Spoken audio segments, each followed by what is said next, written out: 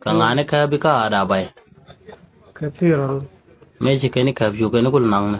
kena na kui kena yo yan siya ayan na upo siya tuwa mo siya churo mo siya kena ko mo ba Che ti ka to dien.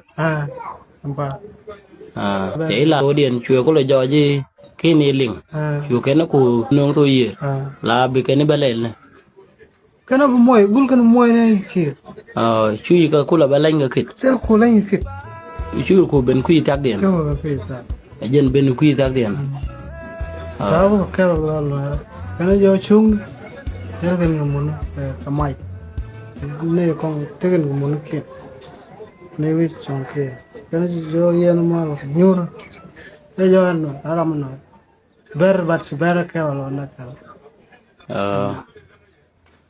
Gua jen si aling ala wud mane shwale rot pal jen aramme cha warek chawa kap ji federal me chikana kap chikan ko ngai no dong abar ma me chikana nang ku yer me shu bara ogu chikana ogu ji sirandian men chipenya tiang chikana guje cha mai cha de la ter akwa nang ne yer ba mo yer chikana kunung na mona ba de guje sap kot ko ma pen kana ngot kana abi kana le nung to yer e baban moy chap kot ke le me chikana nung to yer chwe ban joje chikana nung yer la moy kana chwe ka ban nyan re yer chwe ket ya ben kujima la chig ben ket ke jakel chaka balen dari jen ben ba ka ja wud mana